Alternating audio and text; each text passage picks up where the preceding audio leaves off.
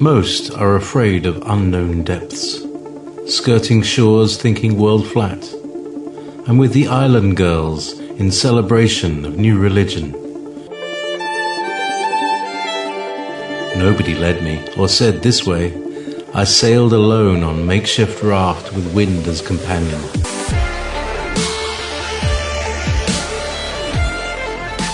Fate for deliverance, confidence enough to assess new disposition. Seekers of lost paradise may seem fools to those who never sought the other worlds. Welcome to Momentary Zen with Zen Garcia. Visit www.fallenangels.tv. You're listening to Revolution Radio. The grand deception as matrix is all-encompassing, broad-reaching, and veiled in the subtlety of finite machination. So covert in imposition, all those born into its nurturance are raised unknowingly, incarcerated by its deviant proposition. One was never even granted choice or opinion, which could assert choice or deviation from its programmed assimilation. Parents, grandparents, ensure loved ones foster compliance. Children make swift accord, resonating with sentence which postures them for role as good worker bee, soldier ant, ready to surrender life for benefit of queen and hive. So few of the farwalkers can even grasp the dialectic fashioned as prison. Even those privileged with instruction and advantage are lost to resolution, which, connecting all dots, grants one insight into the revelation which unlocks all speculation, illuminating the secrets of life, effort, and being. Welcome, friends. I'm your host, Zen Garcia. This is Momentary Zen.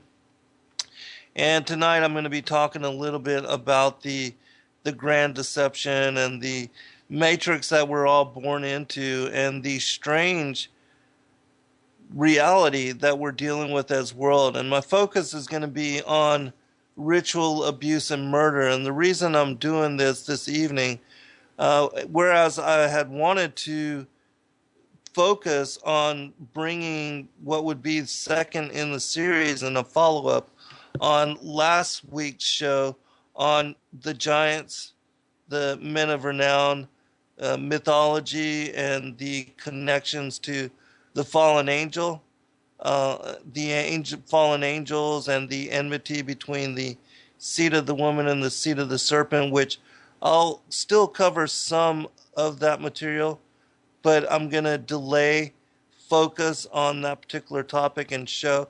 And in covering it in the way that I want to for 2 weeks' time. And the reason I'm doing so is because next week I'm going to bring on as guest Kevin Annett. For those that don't know, he is the chief witness for the ITSCC, the individuals that are bringing lawsuit against the royals, the elites, Joseph Ratzinger, and the now current Pope Francis, and even the Queen of England, for ritualized murder, the slaughter of innocents, children, abuse that has taken place over decades to certain individuals. And these individuals, there's now 8 or more that have come forward with eyewitness account as to their own personal trauma, torment under the hands of some of these individuals and some of their family members, which have association to these these particular forces. And so that's why I wanted to change the current focus of the topic that we're going to be talking about this this evening, and focus on this so that I can prepare you for his coming and joining us next week. And so I'm going to post a link in the chat room to the website where you can find information on his work and also their attempts and efforts at bringing lawsuit, and also in outing what we, those of us that have looked into things like the topic of Franklin cover up, the abuse of children by priests and cardinals and bishops of the Catholic Church, at which I think just maybe a decade ago, there were a number of stories coming out left and right, making the mainstream news, speaking about this, the kind of terror that innocent children were forced to undergo at the hands of these priests, which were then protected by the Pope at the highest levels of the Catholic Church, and that the Vatican spent millions of dollars paying off victims, shutting down lawsuits, and trying to keep this information from destroying the Catholic Church, and in causing worshipers to abandon them as institutions. And so we're going to focus on that this evening, and as I said, we'll bring Kevin Annett on next week with us to join us for the next 2 hours. All right. As far as the itccs.org, it's the International Tribunal into Crimes of Church and State. And it says, our mandate, 1, to lawfully prosecute those people and institutions responsible for the exploitation, trafficking, torture, and murder of children, past and present. And number 2, to stop these and other criminal actions by church and state, including by de-establishing those same institutions. Okay, and so for those that don't have access to the chat room, you can go to itccs.org. And they've got a number of representatives from different countries. There are updates, news releases, press releases, talking about their efforts. They are naming high-level individuals as to, as I made mention, the current Pope and the past Pope, Queen Elizabeth, other royal families all across Europe, and they're bringing eyewitness account, videotaped confession of individuals that have endured such atrocity. And so it's going to be absolutely fascinating show to have Kevin join us, and I feel really honored that he's going to come on with us at such a quick time. And the court case will actually make it to it begins in April and May, and so these are going to be interesting times as far as the testimonies that are coming out associated with this ritualized abuse. And for those that don't know, it's been linked, this particular topic, which we've heard about this from other Illuminati insiders that have come out and given confession as to their own involvement in such activity, and that even as children they were forced to undergo ritual abuse and had either taken part in or been witness to the murder of children. And that we've also had testimony from like the likes of John Todd, Kathy O'Brien, Carolyn Hamlet, Arizona Wilder, Savali, different individuals. These are all Illuminati insiders that have come to know their Lord and King, and having accepted Christ as Savior Messiah, have testified and given confession of their interaction and their participation, as well as the things that they witnessed, which decades ago seemed just too bizarre to be believed. Almost, just completely fantastical and beyond belief. And I think that's one of the reasons, one of the things that the elites depend on, is that the things which are spoken about in connection to their behavior just seems completely implausible. And how could such action and behavior have any justification or any precedence as far as reality? And so for a long time they've been able to get away with it, but now with the internet and with the modern era of newspapers and global institutions and platforms which can speak about this, and that so many are now becoming empowered to talk about things instead of just keeping quiet or committing suicide, or because a lot of them have done that as well. But I'm also going to be speaking about the Franklin cover-up.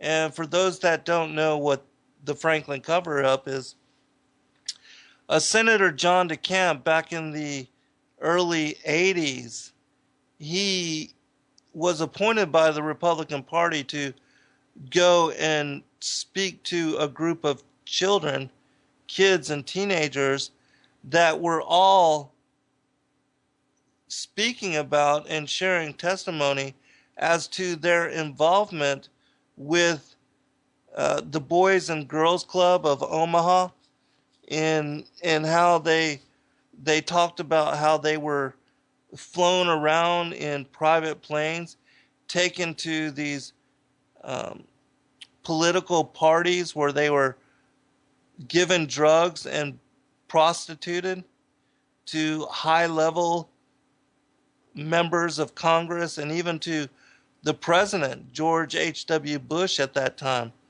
And how they talked about that they were involved also in not just, being pimped out and as sexual toys to all of these high-ranking political and entrepreneurial, industrial moguls, but that they were involved in satanic ritual abuse and murder. And so those things I'll be speaking about as well. And Watcher says that they start with their own children. And that's the bizarre thing about it, is that they do not even honor the sanctity of their own children, but abuse them from early on. Kathy O'Brien speaks about in her book, I can't remember the name of it, but you can certainly go to Amazon she's got two of them that she's written. Speaks about how her father had abused her sexually since she was a young child, and that her pacifier was basically his penis.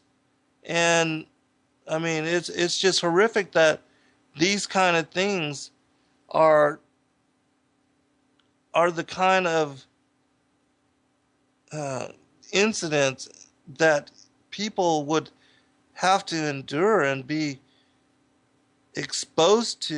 It's just it's beyond belief for those of us that are good-hearted and just regular normal people who care about our family members, love our children, our mothers and fathers, and have never been exposed to any kind of behavior in that way.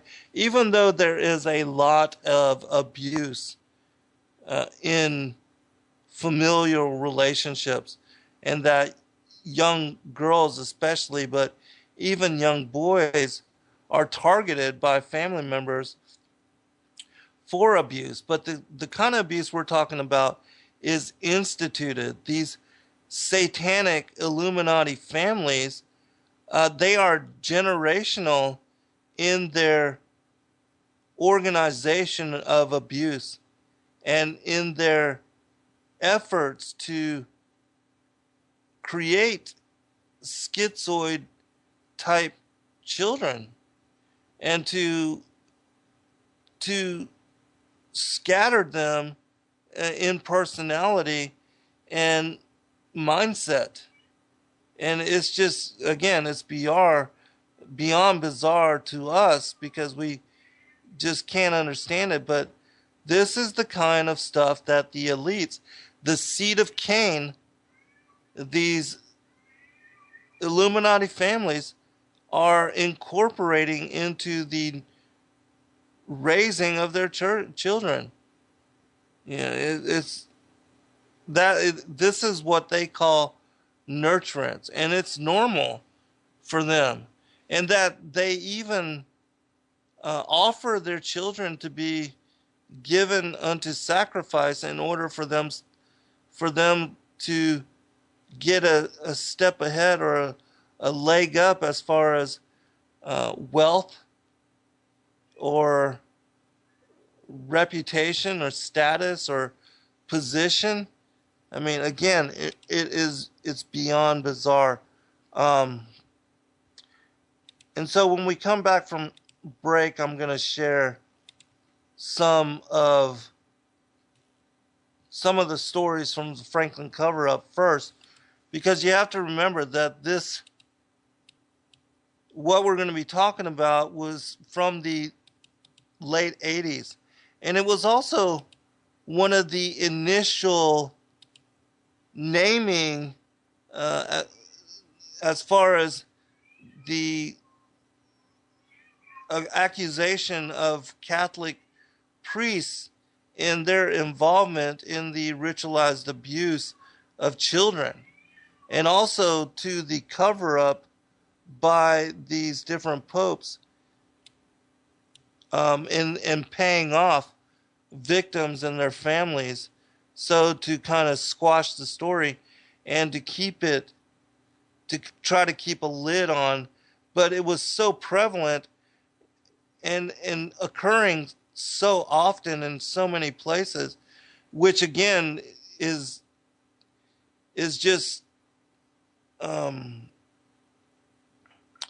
it's just verification that the Catholic Church is encouraging and also instituting such behavior among their priests, and that the cover up is their way of showing to those that are following in their protocol that they would be protected. But it got so outrageous, and finally the public did speak out in a way that demanded some accountability.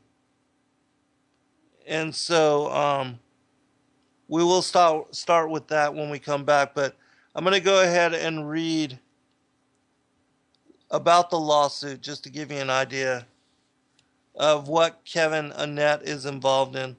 It says this: in the matter of the People versus Bergoglio, Pashan, Welby, and others charged with global child trafficking and ritual murder, the court adjourns for 2 weeks after the first round in the prosecutor's case discloses the startling testimony of 8 witnesses.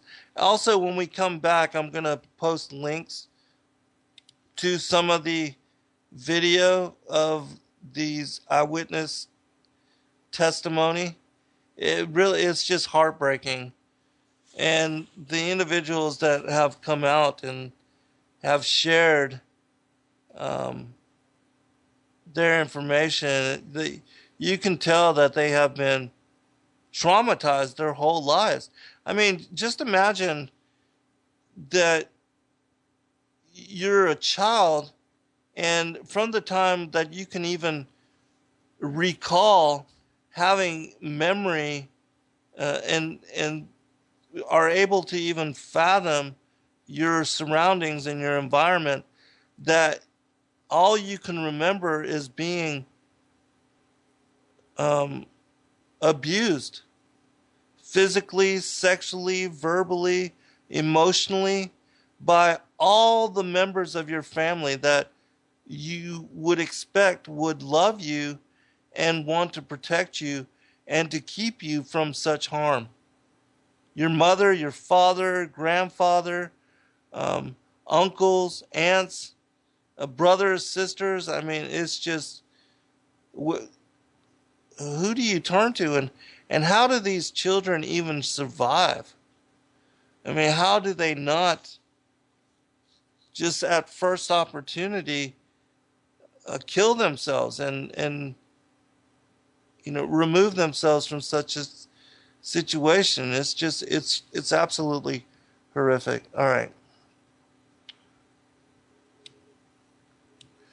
2 separate witnesses described their alleged rape and ritual torture by chief defendants Jorge Bergoglio, alias Pope Francis, in 2009 and 2010. The chief prosecutor establishes a link between the British, Dutch, and Belgian royal families and the disappearances and killing of Mohawk children at the Church of England's Brantford Indian Residential School in Canada. Also, let me make mention that since this particular court case has come forward and these allegations have been brought into public disclosure, that mass ritual grave sites have been found on the grounds of this one particular Brantford Indian Residential School, as well as many other where such abuse has taken place.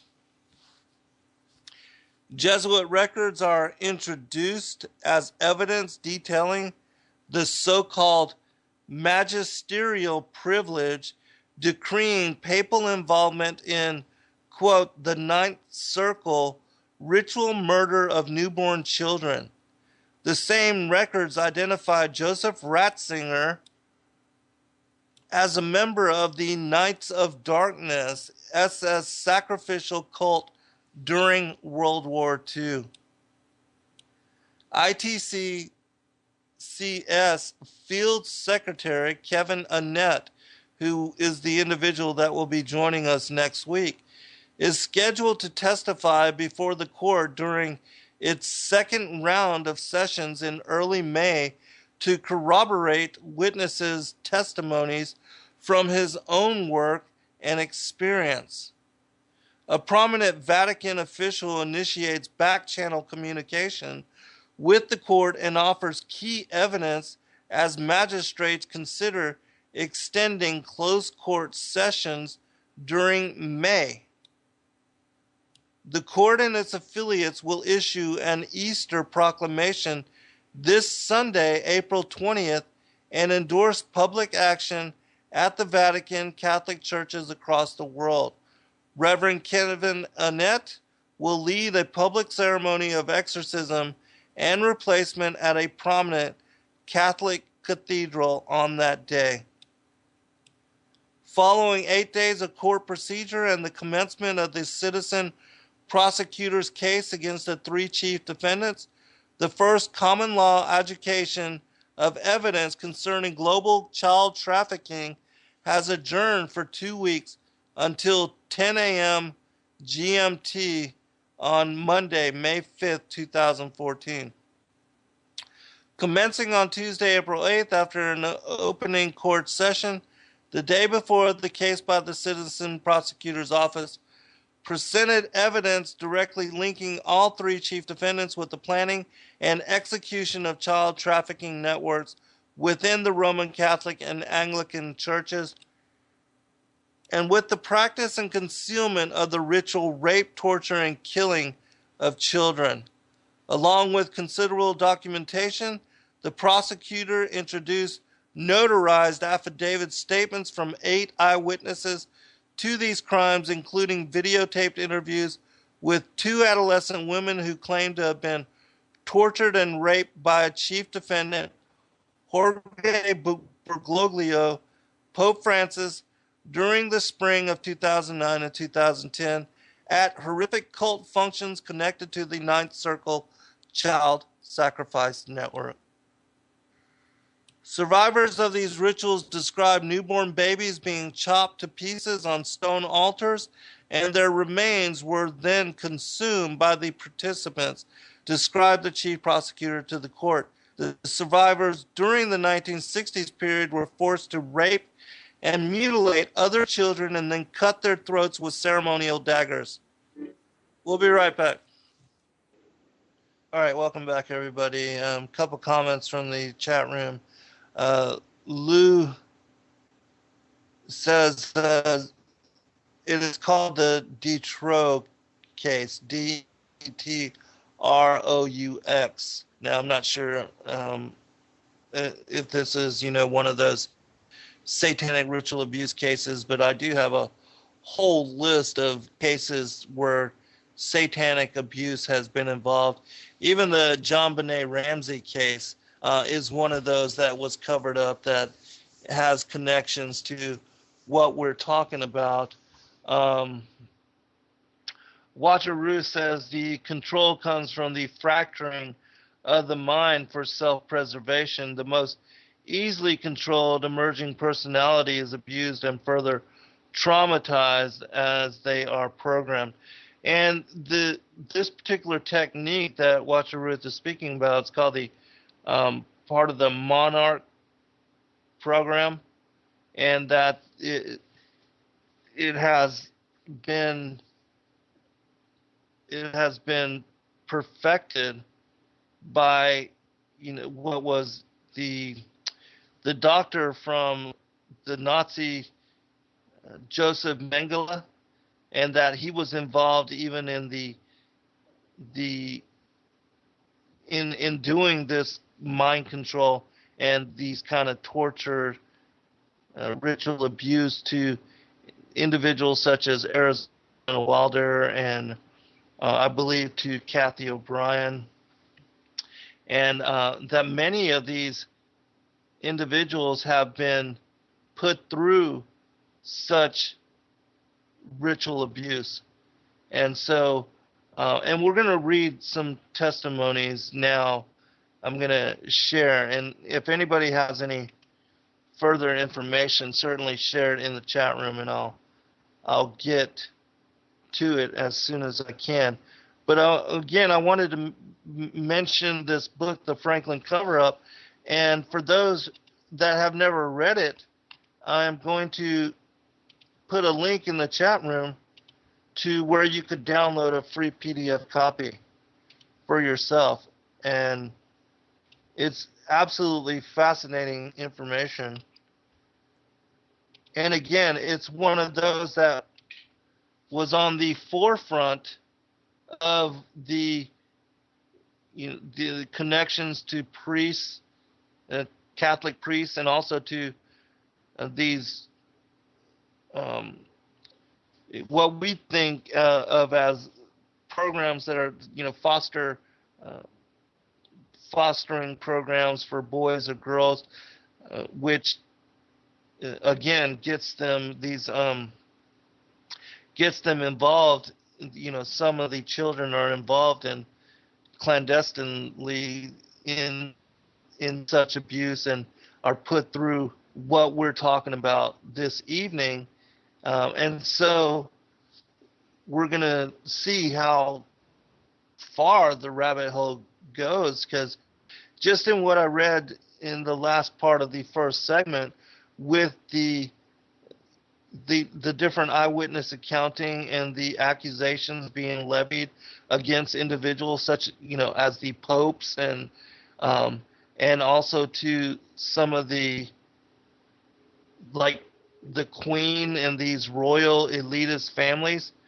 I mean, it's just it's beyond bizarre. Even like with what was talked about in this particular book, um, these accusations were levied against, like, George H.W. Bush and high-level Republicans and Democrats, people in the houses of Congress, and also to industrialists, entrepreneurs, as far as chief of police and judges, and how all of them got involved. Even the FBI got involved in the cover up and in turning eyewitnesses um, against those that have testified about such ritual abuse. Like Troy Bonner, he was worried for I believe they killed his brother, and then after that he recanted his own testimony and then testified against the others, and the jury was able to utilize his testimony to throw out the others and also to convict them of perjury. And so, and like there was a public a public defendant that was killed. Him and his son were killed. His plane was blown up when he started to investigate these matters. I mean, so there's a lot of cover up, and has been for a very long time, and that's why these stories still seem just absolutely new to the public, when it's old news, and they've been covering it up for a very long time. All right, the first account that I'm going to be reading from is from a girl named Loretta, and she is talking to her doctors about the kinds of things that she was involved in, the occult activity she was forced to have participation upon. And this will give you, again, this goes back to the book was written like in the early 80s. And so this involvement, this activity goes back even further. All right. It says Loretta provided additional information on her previous involvement in cult activity, which included the witnessing of homicides of several young children, and which also included references to Larry King, not the Larry King of CNN, but a Larry King who was a black Republican that sang during some of the Republican conventions, and he was a very prominent state Republican representative until he was indicted on charges of the disappearance of $40 million in connection to a bank collapse. Back at that time when there was a bunch of banks folding and that the money was embezzled in different activities. And so, continuing. And others involved in the cult activities. August 19th, 1988. The hospital notes indicated that Loretta was asked to give a chronological account of involvement in what is described as a devil worship cult, and that Loretta agreed to do this. Loretta indicated that she didn't really know what was happening and that she became involved very gradually. She indicated that when she was approximately 9 years old, she was going to the girls' club in Omaha and that a guy named Ray would take her and 4 or 5 other girls at the girls' club out on outings. He took them to a building that, according to Loretta, looked abandoned and asked the girls if they wanted to go in, which they all agreed to do. Loretta indicated that they sat and talked for a while, and then Ray provided a joint and all of the individuals got high. She indicated this activity continued for about 3 or 4 weeks, and then Ray took them to a party. Loretta indicated that at the party there were about 10 men, all in their mid-30s, and that initially they sat around and talked with the girls about their problems. Loretta indicated that all the people got wasted and that the men at the party made them sleep around and that the girls did not have a choice of who they slept with. All right, Loretta stayed away from the girl clubs after this for a few days, but then in order to get out of the house, she did begin going to the parties again, and they lasted for another 6 months. On one occasion, she threatened to tell her mother that the men were having sex with her and that they knew she was only 9, but the men indicated that they would kill anyone who told about the activities. The men started taking the girls to what the men described as power meetings. Loretta advised that she was 10 years old. She indicated that candles and other weird stuff were at the power meetings. According to Loretta, one of the individuals on one occasion told the girls that the room was going to spin for a while, and it did, and she realized later that it was drugs that the men had given them. Loretta advised that about 8 months later she was put through her first test. Her and the other girls were taken to a building in Omaha where she was locked in a room with a little girl which she described as a Caucasian infant. At about midnight, Loretta indicated that the men came into the room, took the little girl away from her, and told her that she could achieve power by killing something that she really loved. Loretta described that they then cut the little girl's head off, stuck it on the wall, and made her sit in front of it. Loretta indicated that later she had to take the head off the wall and that the men held her down while they cut the eyes out of the little girl's head. They then left Loretta and the girl in the room, locking the door. She was left in the locked room with the little girl for 24 hours, and during this time she could hear another one of the girls screaming. She could hear the men whipping and beating the girl.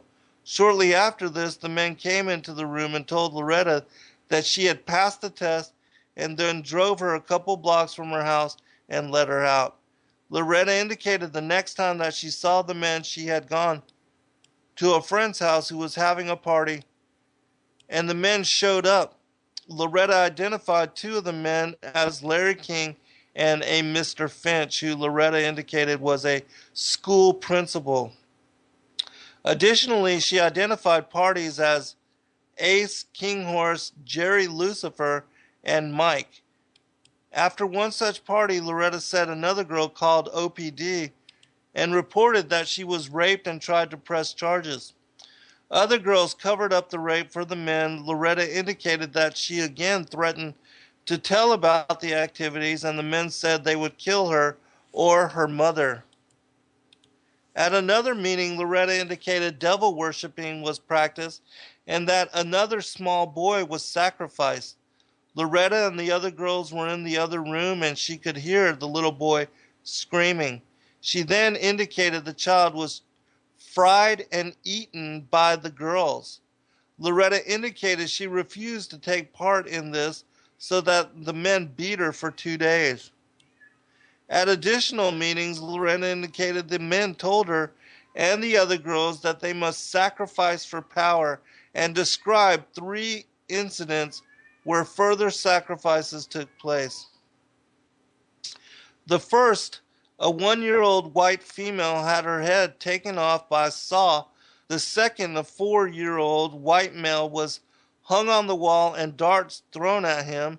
And the third, an Indian female, 3 or 4 years old, had several parts of her body cut off, after which it was ground and poured on the girls, and they also were made to drink the remains of the child. August 21st, 1988. Loretta indicated the third, fourth, and fifth sacrifices took place during the spring of 1985 when she was 11, and that the parties that were at these sacrifices were Mr. Finch, King Horses, and the big guy she referred to earlier. Between the sacrifices, she indicated that the girls were tested to see if they would keep quiet and how much control the men had over them. Loretta indicated that the men would try to scare the girls by having them watch as animals were mutilated, and also the men would threaten them by saying that instead of killing them, that they would just cut off parts of bodies and torture the girls and make them suffer. Asked to provide details relative to the first sacrifice of the infant girl, Loretta indicated that at first she didn't cry. And after this, the men cut the eyes out of the girl. Loretta indicated that she freaked out with screaming and hitting the walls. She said the cult members were wearing what she described as clothes which had upside-down crosses on them, and that the leader always wore a long black cape with gold rings shaped like a skeleton head. Loretta went into the Emmanuel Hospital for the first time in November of 1985, and also was in Emmanuel in January of 1986 and March of 1986. And then her mother put her in the court system so that she could ultimately get her into Utah, a school and residence for troubled girls. All right, that was the first. Now there's many testimonies, and I'm not going to read them all. I'm going to actually go to the testimony of a woman who was a grandmother, and she was involved in taking in kids from the foster care system for a long period of time. And what was surprising to her is that during her fostering, she kept receiving children that were sharing stories of their ritualized abuse and how they had been involved, forced to participate in this satanic ritual abuse. Now, before I read this woman's testimony, I just want to share some other information about the testimony of some of these children that were put into foster care. That they talked about, again, being, forced to be witness to the sacrifice of children, or that they were involved, like their hands would be covered by these men's hands, and that they would be forced to plunge a dagger into the heart of a child or to kill that child in that kind of a way. And that there were also descriptions of how it was that the bodies were gotten rid of, that they would take a grinder, and that, of course, they would cannibalize the meat of these children, and that they would also be involved in the drinking of blood of these children, but that they would take the bones and the teeth of these individuals, and that they would put them through these grinders, and that they would grind them up until they were powder. And they did so because they said, if you didn't have a body, there would be no charges or police investigation or anybody, looking to see what crime had been committed. All right, let me check the chat room real quick. And again, I know this information just sounds completely horrific and beyond bizarre and absolutely beyond, you know, belief, just completely lunatic fringe. But this is the kind of activity that is occurring, and again, that has been institutionalized by these satanic cults, these secret societies, these Freemasonic organizations, and that these elites are involved in, and that a lot of them are, get involved in the foster care system in order that they can gain access to children, so that they can abuse them and also expose them to, such programming. And that a lot of times these organizations at the top levels are controlled by those individuals that are involved in such ritual abuse. And so if anybody, tries to, uh, tell of what they've experienced or what they've been forced to undergo, that their testimony is covered up and they never get any kind of help. And so, why even bother? And then they're punished in such way that, they don't want to then um, trust anybody else with the abuse that they are undergoing.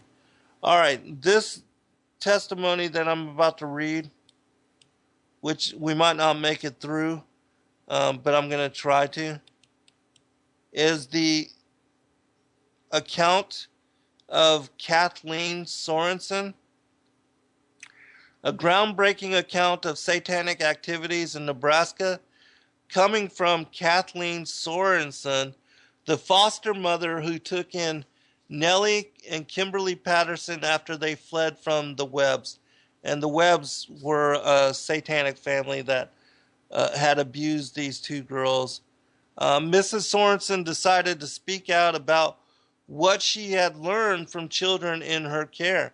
Together with her eldest foster daughter, a survivor of ritualistic abuse, she spoke at public forums around the state, gave radio and television interviews, and appeared on Geraldo Rivera's nationally televised special on Satanism. This is the report of Kathleen Sorensen gave on a Christian TV interview program aired in Nebraska in 1989, based on her experience with over 30 children who spent months or years in her home, and which gave testimony about such ritualized and satanic occult activities and abuse. All right. We got involved and learned about this subject because we'll be right back. We'll pick it up on the other side. All right, welcome back, everybody. I'm your host, Zen Garcia. This is Momentary Zen, and tonight we're covering ritual abuse, satanic occult activity among the elites of, and the, like the priests, the Catholic Church, cardinals, bishops, and even the popes. And the reason that I'm speaking of this as topic this evening is because Kevin Annett of the ITCCS, the International Tribunal, let me find so I don't get it wrong, the International Tribunal into Crimes of Church and State, who is in his effort and his organization's effort, are bringing up cases of ritual abuse with eyewitness testimony against these individuals in criminal court, and that this is taking place in Holland, I believe. And if I have time, I'll read some of the news articles in relations to this particular topic. But I do want to finish two more eyewitness accounts. I'm going to try to get through them today. Just really quick, two items as far as Revolution Radio and our need of monetary support from individuals like yourself. Those of you that can, the disc, the data disc of all of your favorite hosts shows for an entire year, the whole archives for an entire year are now available on one disc that you can contact Nighthawk and order them, and that in doing so, it will support not only the station but also your favorite hosts. And another way that you can support the network is by ordering the monthly archives and and just subscribing to them, which is only $4.95 a month. I myself participate in supporting the network in this way, but it gives you access to all of the MP3 downloads of all of the hosts that are found on both Studio A and Studio B, 7 days a week, all hours of day and night. And that you can then listen to all of their shows and also introduce yourself excuse me, to some that you may never have had chance to hear. And this way it gives you a broad range and a reach into all the other topics of discussion, all the other various perspectives done by all the many different hosts that are family and work together here on Revolution Radio, and that use freedomslips.com as a platform for bringing you the real truth and covering heavy topics like what we're talking about this evening. Cortex says, thanks for bringing this out in the open, Zen. It's heart-wrenching, but these people need to be named and shamed and brought to justice so it doesn't happen again. And I absolutely agree with you, Cortex. Noodle says it's a very heavy topic. It absolutely is, but again, it's one that we need to talk about and need to make people aware of. And also, especially children, because there's like 15 billion Catholics, and when they realize that their children are at risk and that this kind of abuse is instituted and protected at the highest levels of the Catholic Church, I mean, come out of her, my people, is what the Bible says. All right, so I'm going to go ahead and read this testimony of Catherine Sorensen, and then I want to share one more from the Franklin cover-up, and then I'll talk about the lawsuit again, give you details on that so that we can prepare for the show next week. We got involved and learned about this subject because we were foster parents and worked with a number of children. And several years back, several of the children began, after a period of time and building up trust, began to talk about some very bizarre events that had happened in their past. And they were frightening and very confusing. I really didn't know what to think. We went to the police and we went to social services, and there was really nothing anyone could do. These children we worked with are now adopted in safe homes and probably would never have talked had they not felt able to trust the people they were living with. There are certain things that are in common in the children's stories when we talk about devil worship. There are things that come up in every single story, such as candles. They all talk about sex. Sex is without a doubt a part of every area of this. All sorts of perverted sex. That is what you will first hear about the sex, about the incest, and it is so hard to believe. But once we get that, we have learned that we can go on and ask and find out. And it will involve pornography. That is always part of it. Part of the reason is that they can use that to threaten the children. Quote, we have pictures, we will show the police if you talk, end quote. It makes the children feel that they are in great danger and they are all very frightened of the law. They talk about the garish makeup that the people in the group wear. They talk about singing that they didn't understand, obviously, that this chanting, and that has come up in every one of these stories, and none of them call it chanting. There will be dancing, most often that will involve sexual acts.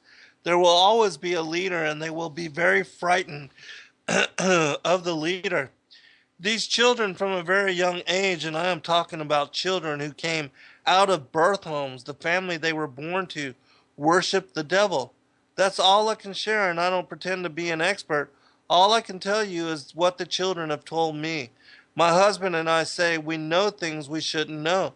That's true, and I thought very carefully before I agreed to do the program, because we have heard so much and it is so ugly and so frightening that you hesitate to tell it to people. It's very heavy to know that I don't want people running around looking in their closets and not leading normal lives. You don't want to think you are giving people ideas. I don't want people to say if a child starts to talk about some of this, quote, they probably saw it on the show Kathleen did, end quote. But we're hearing more and more, and it is becoming very, very out in the open, and I think it's time for people to know that this is not fun and games. This is not something that we can laugh at or ignore. The children I have talked to have all had to murder before the age of 2. That is something beyond anything I could comprehend. But in some way, whether with the help of an adult's hand over theirs, by having them practice, by getting them excited to be part of the adult scene, they do murder. And the evil thing that happens is that they really believe that they want to. They want to do what the older people are doing, and they are praised for that. And that becomes their goal, to be like the adults. There is a little part in them, that natural good, God-given part, which knows that it is wrong, but in a group that in the excitement of everything, they want to do that. They enjoy the sex. Children are capable of enjoying the sex. I didn't know that. Well, why would they fight against it? A child will eat a bag of candy if you give it to them. They will take part in these things willingly. When they get out and begin to talk, it is very difficult for them to realize. We didn't realize it at first that they actually wanted to do it. They are told they will never get out, no one will ever believe them, and that there is no freedom, that the law will get you. They are hopeless before they get someone willing to listen. They are threatened with death. Every time a child is killed in their group, they are told, you tell, and this will happen to you. They have every reason to believe that. So even when they are into the foster care system and with another family and begin to feel somewhat safe, they still expect these people to show up on their doorstep.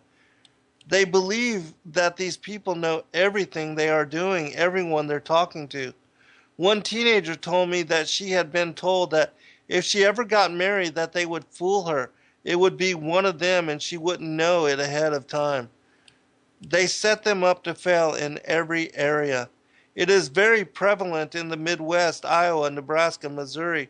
Some people have speculated recently that these states are headquarters. As you listen to us talk about these things, there will be a natural part of you which will deny much of what you hear. And believe me, we did too. I would like to share this with you, partly in the children's words, so that you can hear the things that they said that nobody could make up, that no child could know.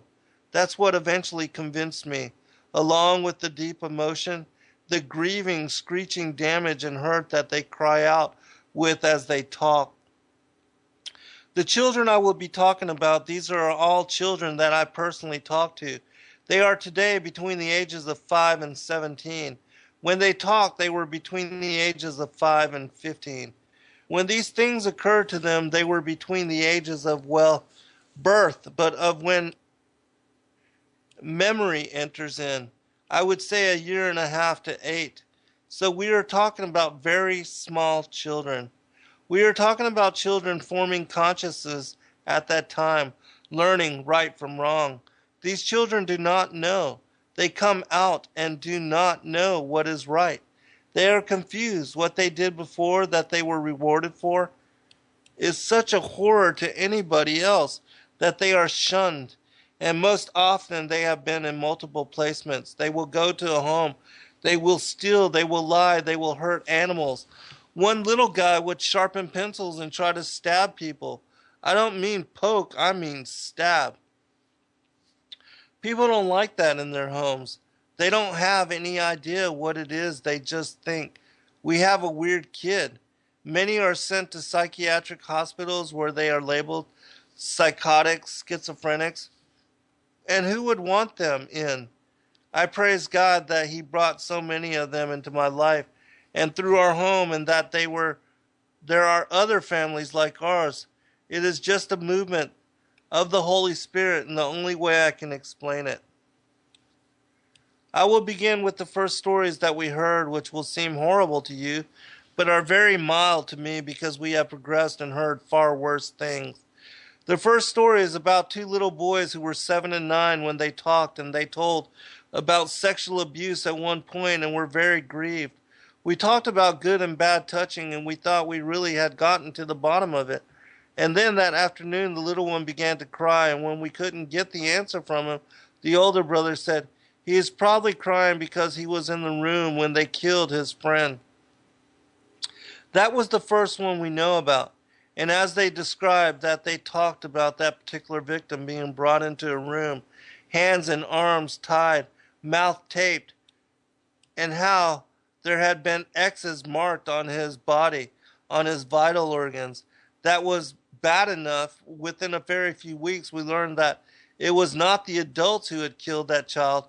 It was this oldest boy who was talking. The next person that we talked to was a little boy who was very borderline mentally. He had language problems, and it was very hard for him to explain himself. And when he began to come out of it, everyone was startled the way he talked. We were real sure we knew that he had been around these other children and heard things, but we began to question ourselves. Are we asking strange questions? Is there something odd about us which makes children come and dump things on? The part which made me believe this child's story, he talked about different babies being killed, but this particular one being stabbed. He curled up in a fetal position. He was 9 years old when he was telling the story. He curled up in a fetal position and his eyes got real glazed. And he said, quote, they cooked that baby on the grill, end quote. And I thought he is really flipped out. I mean, I didn't know. And he said, quote, oh, gross, it smelled like rotten chicken or rotten deer, end quote. He then went on to tell us how they would cut out the heart or cut off the sex organs and save them in the refrigerator. A very typical thing that these kids talked about. They worshiped the sex organs. They kept it for another ceremony. I asked him where the bodies went. I did not get any answers from that child about what happened to the bodies. But the other two boys who I spoke about first, eventually they talked about throwing the babies in the fire. And I asked about that. You mean they were dead when they threw them in the fire? And the littlest one said, no, them was alive and them threw them. And by this time we were really getting freaked out. What were we going to do? How can you help these kids? Where do you find a therapist who can deal with this? But God set us up a support system. Other families were helping us, and that really helped. The next child I will share about, and I'm going sort of by categories here, how we learned and the types of killings. The little girl is 11 today. She was 9 when she first talked. It was a very painful thing when she first started to share the sex things. The sex things are so harmful to the children, and they are so embarrassed. And it's so personal to the children, and they know that they enjoyed that. They know that we had been through all that. She began to draw pictures of cats, and the cats all had tails that were on the other side of the page, or their leg was someplace else. As we began to work with her and talk, she said that she had had to kill a pregnant cat. She first said that they had killed a pregnant cat. We said, "How did you know it was pregnant?" Well, she could not explain that, but as we got into it, she confessed that she had had to kill the cat. And I asked her, and her description was, with a knife, I put it into her bottom and twisted. Now you tell me, does a kid know that? If I ask a kid, how do you kill a cat, do you think they will say that? Those are the kinds of details these children tell us later, and they eventually cut the cat open, and that was how they knew the cat was pregnant. And they eat parts of the cat and the feces and the blood. And again, this was just the beginning. It progressed, and the next time she had to kill a baby, the same way, put the knife in the bottom and twist. The baby was alive and he was screaming, and that child hears that to this day and has nightmares and flashbacks. And they cut the baby open and they ate the baby. They do this so there are no bodies left, and they burn what is left and grind up the bones. And she talked about pouring gasoline on the bodies and burning them in the backyard. And I used to think that was nuts, but I have heard it enough times now that I know it must be so. We know there are mortuaries involved to cremate the bodies, and that makes sense. The most horrible story about fire that I have to tell, and this is extremely, extremely disturbing. It was a little girl. She was a teenager when she was telling me. And she was describing a barn where they used to go to have their meetings. And they used to gather outside the barn, and there would be chanting. And then as they went inside the barn, they would be split into different groups. And she was never with any of her family. They all went to different places. And I asked her where she had to go, and she said, I was always in the burning room. And as she went on to describe the burning room, I thought how she came out of this with any sanity at all. I don't know. She was a very small child. They would take in children, probably preschoolers, and they would hang them from the rafters in this barn. And there would be as many as 5 or 10 hung in a row. They would be fully clothed, which is unusual because frequently they are naked. The children, like this girl, were all given candles, and you can picture the ceremony as she described it. And the candles were lit, and then the adults would go forward and would pour liquid from a cup on each of the children's clothing, which was obviously gasoline or kerosene. And then they would give a signal, and the others would have to go forward and set the children on fire. When they were done, they would cut them down. The first child that this girl had to kill was a cousin, a little cousin. What does that do to you? But you couldn't object because the children that objected were killed. Frequently, she said, people would come in, families, not knowing that their child would be sacrificed. And she described the screams when they realized that their child had been killed. This child about 2 years ago just fell to the ground. At Christmas time, everyone thinks that Christmas is such a wonderful time, and she confessed that she hated Christmas. She couldn't wait until everything was put away because all she could hear was babies crying.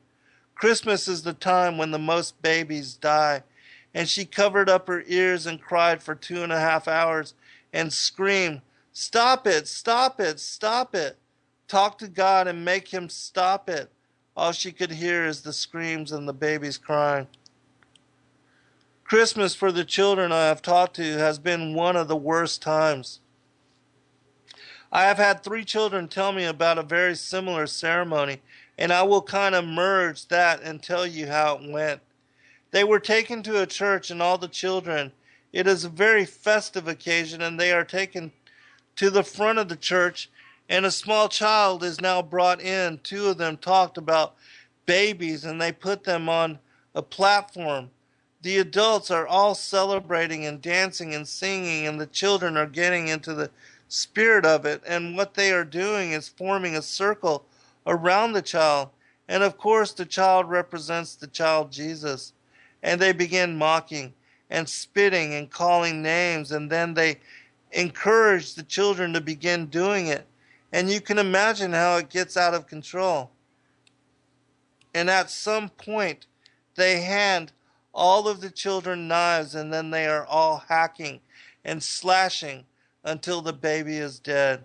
And then they all celebrate because the child, Jesus, is dead. Kathleen Sorensen was aware that it was dangerous to tell the public what she did. She appealed to friends to pray for her. She died in a head-on car accident in October of 1989. All right. That was testimony from Kathleen Sorensen.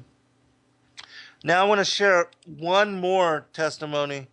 It's from Paul Bonacci, who is one of these children that came out and made these accusations about the things that were happening to him and his friends.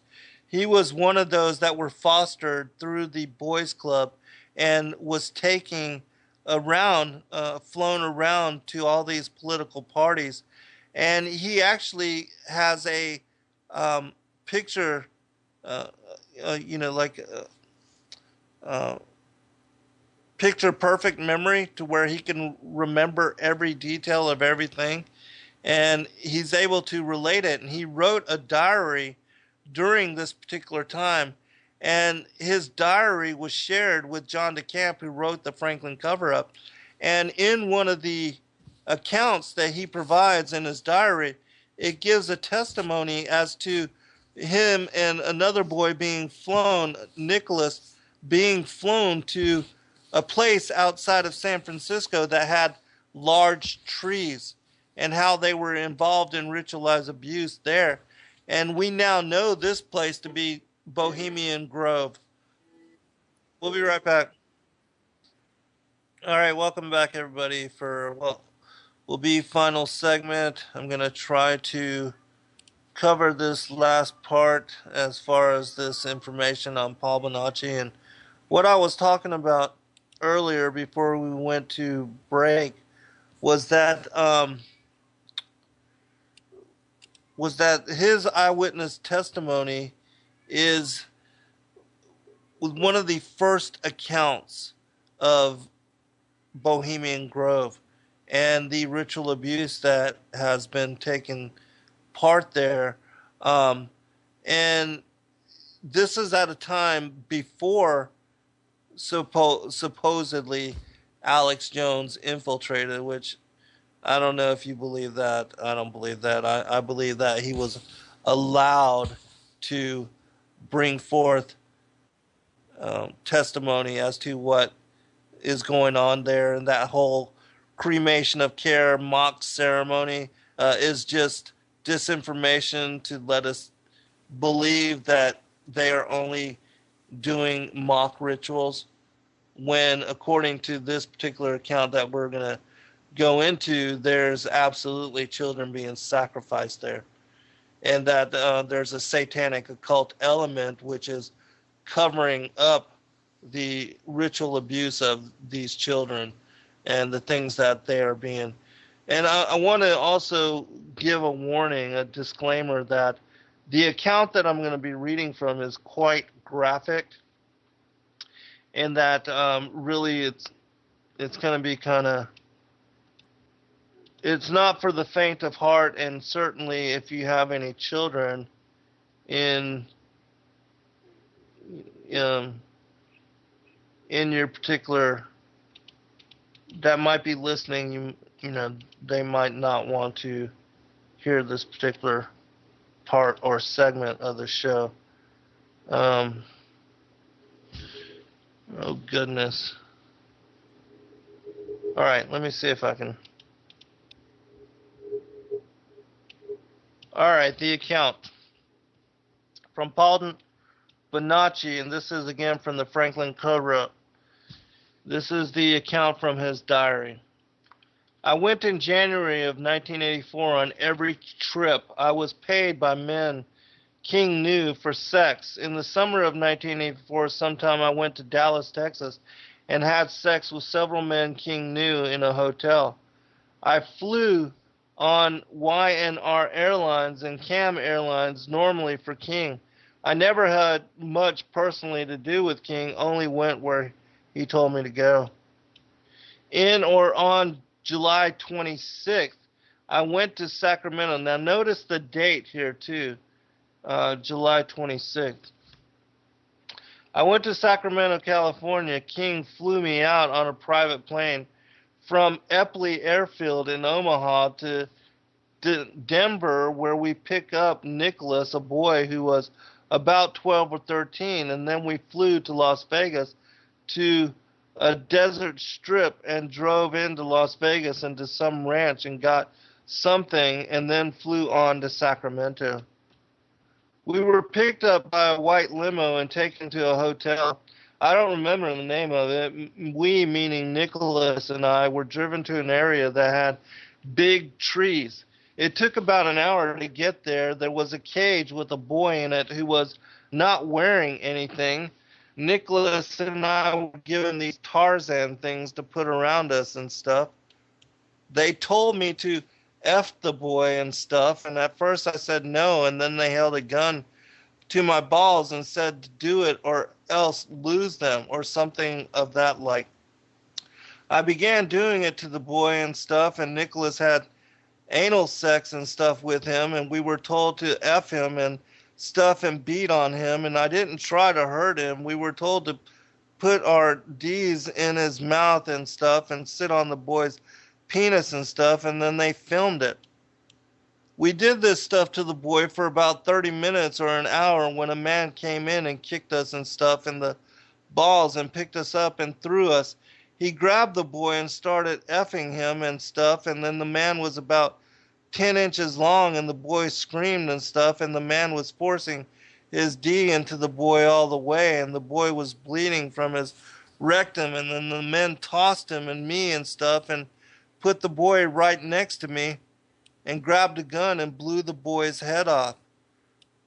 The boy's blood was all over me, and I started yelling and crying, and the men grabbed Nicholas and I and forced us to lie down. They put the boy on top of Nicholas, who was crying, and they were putting Nicholas's hands on the boy's butt, and they put the boy on top of me and did the same thing. They then forced me to F the dead boy up his, and also Nicholas, and they put a gun to our heads to make us do it, and his blood was all over us. They made us kiss the boy's lips, and then they made me do something I don't even want to write, and so I won't. And after that, the men grabbed Nicholas and drug him off screaming, and they put me up against a tree and put a gun to my head, but fired into the air. I heard another shot from somewhere, and then I saw the man who killed the boy drag him like a toy. Everything, including when the men put the boy in a trunk, was filmed. Then they took me with them, and we went up in a plane. I saw the bag the boy was in. We went over a very thick brush area with a clearing in it, and over the clearing they dropped the boy. One said the men with the hoods would take care of the body for them. The men with the hoods would take care of the body for them. I didn't see Nicholas until that night at the hotel. He and I hugged and held each other for a long while. About 2 hours later, the men, or Larry King, came in and told us to go take a shower since we had only been hosed off at some guy's house. We took a shower together and then were told to put on the Tarzan things. After we cleaned up and dressed in these things, we were told to put on shorts, socks, and a shirt and shoes and driven to a house where the men were at and with some others. They had the film and they played it. As the men watched, they passed Nicholas and I around as if we were toys and sexually abused us. They made Nicholas and I screw each other, and one of the men put the dead boy's D in mine and Nicholas's mouth, and I didn't want to write this because the man forced me to bite the boy's penis, and that's just it's just terrible. It was gross, and I saw the film where it happened and started freaking out, remembering what they made us do afterwards to the boy. They showed us doing everything to the boy. I was there for about 5 days, attending parties, but only recall cutting my wrist, which is why I stayed 2 days in a hospital under a name I can't recall. Some guy paid for me. All right, well, anyways, that is the testimony from Paul Bonacci, and you can see how it's graphic and um, it's horrific in nature.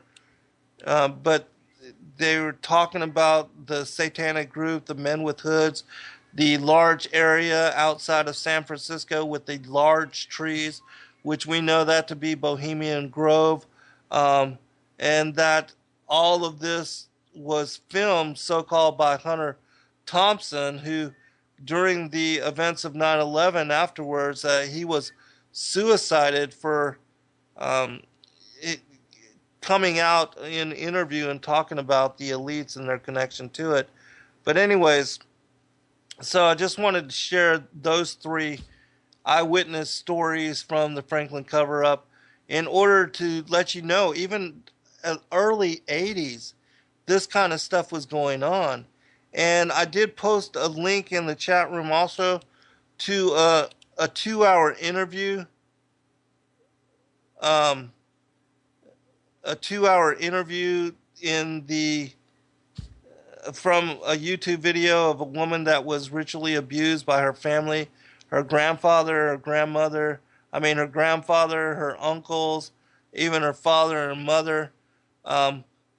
Comment, I apologize, brother. I mean, it's very horrific, but again, it's something that I wanted to share with you in order that you would understand that that these kids had a connection to Bohemian Grove, and that this kind of stuff is going on, and that even before we even knew about Bohemian Grove, it was in his diary, and that there was a link to what was going on and to the ritual abuse, the murder, because we know the elites gathered there at Bohemian Grove, and if these boys were taken there, you can pretty much guess that they were passed around by some of these high rollers, because only the high rollers get into Bohemian Grove. And so, anyways, and also the Franklin cover-up points the finger at George H.W. Bush and to others that were high political figures in the Republican and Democratic Party, and that were also entrepreneurs, very wealthy individuals. All right, and so let me go ahead and read some of the other stories that are talking about this Ninth Circuit satanic cult. Other witnesses described their personal knowledge of efforts by defendants to conceal the involvement. These killings spanned over 70 years and include the period between 1942 and 1945, when exiled Dutch Queen Wilhelmina and her family lived in Canada and participated in Ninth Circle rituals at the Mohawk Indian School. Introduced documentation indicates that to assist and conceal such involvement of Dutch royals in these cult killings, the Canadian government and Privy Council office in London granted extraterritorial exemption to the Dutch royals from all criminal, civil, and military jurisdiction while in Canada. Dutch and Belgian royal participants in the rape and killing of Mohawk children and newborns included Bilderberger founder Crown Prince Bernard and King Hendrik, consort to Queen Wilhelmina of Holland. As part of the prosecutors' corroborating evidence, secret archives from the Jesuit order were introduced into the court record that described in detail the so-called magisterial privilege compelling the participation of every new pope in the Ninth Circle sacrifice of newborn children.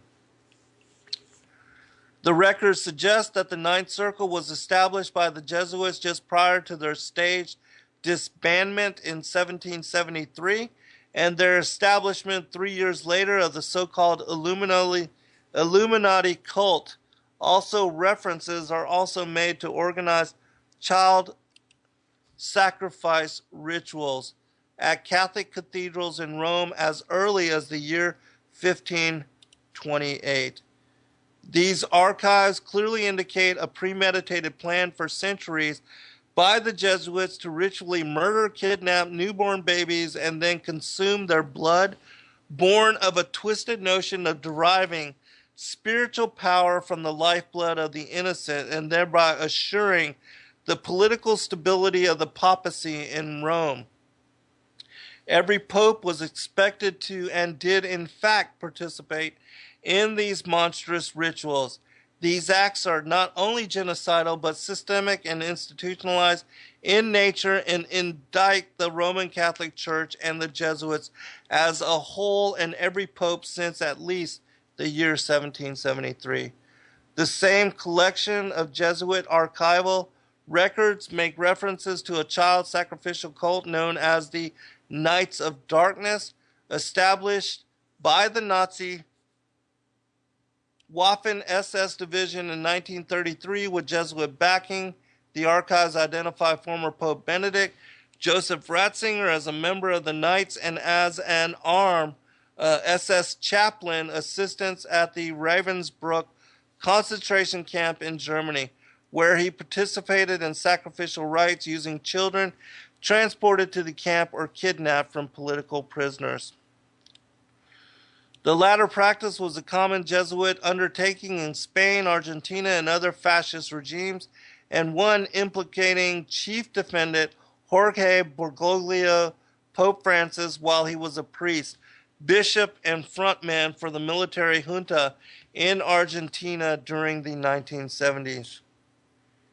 ITCCS Field Secretary Kevin Annett is scheduled to appear as a witness during the second session of the court commencing Monday, May 5th. Annett will provide thorough corroborating evidence and personal testimony to support the prosecutor's case, and the evidence concerning the Brantford killings gained over 20 years' work with residential school survivors in Canada, including during his targeted persecution by church and state. Meanwhile, in startling related news, a senior Vatican official initiated a back-channel communication with the court last week in order to offer key evidence to the prosecutor's office concerning its case against the chief defendants. The Vatican official has requested strict anonymity and security, prompting the court magistrates to consider extending the closed sessions of the court during its next round in May. Finally, I read about that, how they're going to do that. Okay. Now, I want to read something else. This is talking about how they were hunting kids down in like a human hunt. It's crazy. And also about the mass graves. So I'm going to read these two real quick. Decapitated, dismembered children in Catholic mass grave site were ritually murdered. By Judy Bington. Alright, hold on. Marks on the bones of nearly 800 children found in a Roman Catholic nun's septic tank indicated they had been ritually killed, a source within the Irish Garda police force revealed this week. The informant told 5 judges of the International Common Law Court of Justice in Brussels that forensic experts have confirmed the decapitation and dismemberment of babies in the mass grave resembled the usual signs of ritualistic murder. Last week, death certificates were released on the 796 Irish children ages 2 months to 9 years found in a cistern at the Catholic St. Mary Mothers and Babies Home near Tom. The forensic evidence appeared to link the children's death to the global elite Ninth Circle Satanic Child Sacrifice Cult Network, Since last month, Roman Catholic and Irish government officials have been named by witnesses at the ICLCG court as members of the Ninth Circle Satanic Child Sacrifice cult. These children weren't just cut up, they were massacred, the policeman from the Irish Garda told the court. Yesterday, the Irish government and Roman Catholic Church may have commenced a cover-up by closing off the child mass grave site and announcing their own in-house investigation. That is the standard procedure in any institutional cover-up. All right. There was a comment about how, I believe it was comment that spoke about how he didn't think any of these individuals would be brought to justice. And whether that's true or not, the fact is that at least the information is coming out. We know that, justice is just us, meaning the elites, for those who can afford justice and that can buy it or with power and persuasion overthrow what would be the rule of law. All right, I want to get to the other one real quick. European royals killing naked children for fun at human hunting parties. Okay, I'm going to skip the opening and get to the main portion of the article. Teens were drugged, stripped naked, raped, and hunted down in the woods and killed by European royals, according to this week's latest eyewitness to testify before the International Common Law Court of Justice in Brussels. The woman was the fourth eyewitness to give accounts about these human hunting parties of the global elite Ninth Circle Satanic Child Sacrifice Cult Network. A former member of the Netherlands criminal drug syndicate known as Octopus testified that the victims were obtained for these human hunting parties from juvenile detention centers in Belgium and Holland. In 2004, I was an involuntary witness to torture, rape, and murder sessions of drug children performed for a group of high-ranked people of the Netherlands, end quote, stated a woman. Quote, I was taken to a hunting party in Belgium close to Brussels where I saw two boys and a girl ages 14 to 16 hunted and killed by global elites. The human hunting party was heavily guarded by the Netherlands Royal Guards. I was told that King Albert of Belgium was present, end quote. 4 eyewitnesses confirmed that as children and youths, they were forced to attend human hunting parties where they and other children were raped, with some killed, and deceased boys' penises were then cut off. Allegedly, there was a Dutch countryside palace where boys' penises were displayed like trophies on a wall. Some hunting parties were hosted on the grounds of Belgian Queen Beatrice's palace. Dutch therapist Toos Niehenhels claimed that as 4-year-old, she was forced to witness murder of children that involved former Pope Ratzinger, a Dutch Catholic cardinal, plus the father of Netherlands, Belgium Queen Beatrix, and Bilderberg founder Dutch Crown Prince Alfred Nick Bernhard.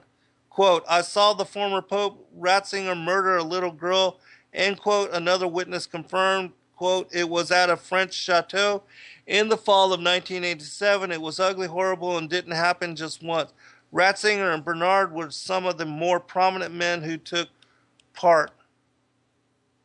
In Ireland, Spain, and Canada, 34 child mass grave sites were discovered and appeared linked to this Ninth Circle satanic cult and their activities. The largest was the Mohawk Indian Residential School in Brantford, Ontario, where child remains were identified in 2008 before the Catholic Church, Canadian government, and English Crown shut down the dig by professional archaeologists.